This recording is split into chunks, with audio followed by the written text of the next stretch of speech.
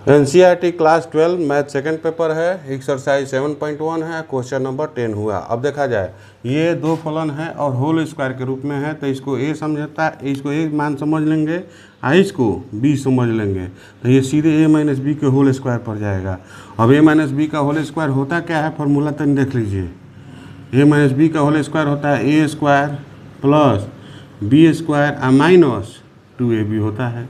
इसी फॉर्मूला पर इसको खोला जाए, यानी कहने का मतलब है कि आप तो समझ लिए कि ये हुआ कि बी हो गया। अब यहाँ से समझ मिटा देते हैं, तो यानी ए की जगह पर क्या है, तो रूट एक्स स्क्वायर हो गया 1/√x हो गया, यानी ये बी हो गया, तो ये बी का स्क्वायर हो गया माइनस √x इंटू 1/√x हो गया, यानी और इसके बोले क्या होता है, तो 2ab के रूप में लिख दिए।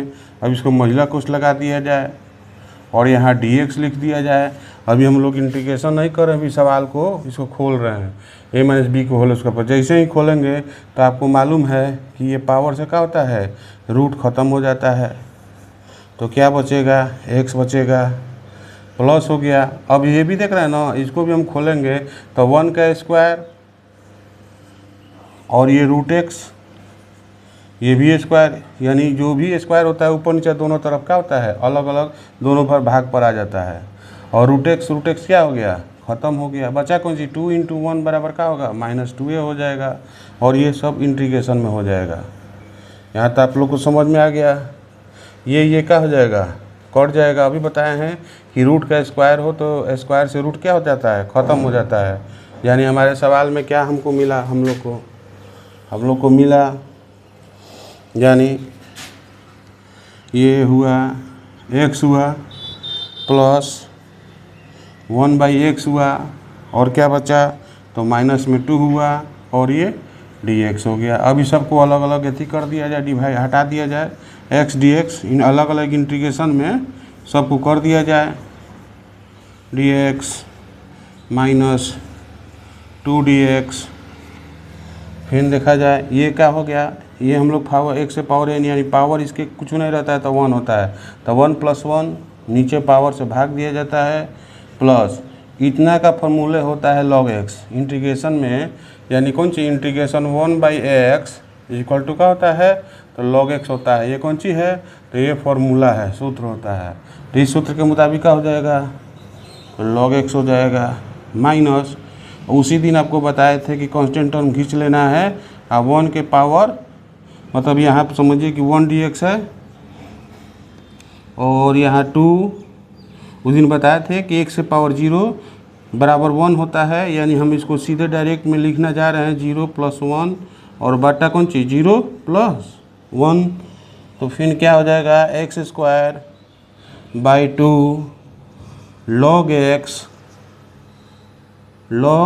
x माइनस 2, 0 का कोई वैल्यू नहीं होता है, x हुआ और नीचे 0 + 1 यानी बटा में 1 होगा, तो 1 का कोई वैल्यू नहीं होता है। इंटीग्रेशन का हम लोग पूरा फार्मूला जब इस जैसे ही हम लोग इसको लगा देंगे, यानी कहने का मतलब है कि इस मान को हम एक स्टेप आगे भी लिख सकते हैं, यानी -2x 0 + 1/0 +, तो यहाँ आप लोग देख लीजिए 2 हुआ 1 का मतलब क्या होता है, x के पावर 0 = 1, और यह जैसे ही इसका इंटीग्रेशन करेंगे तो देखिए क्या होता है।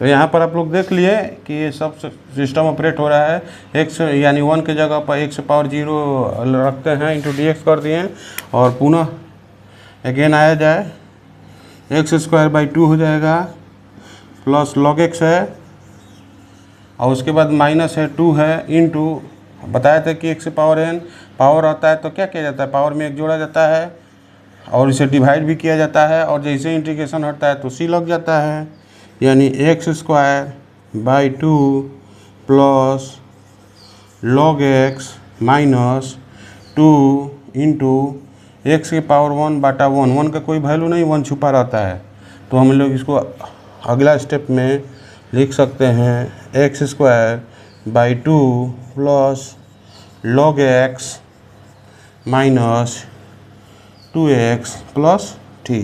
आंसर हमारा कौन सी यहाँ तक हो सकता है, या इसको आगे भी हम लोग, ये जो 2 होता है इसको हम लोग 1/2 और x square plus log x minus 2x plus c भी, यानी इसको 1/2 में भी आगे खींचकर लिख सकते हैं। बाकी आप लोग चैनल को देखिए, सब्सक्राइब कीजिए और इसको अच्छी तरह से देख लीजिए।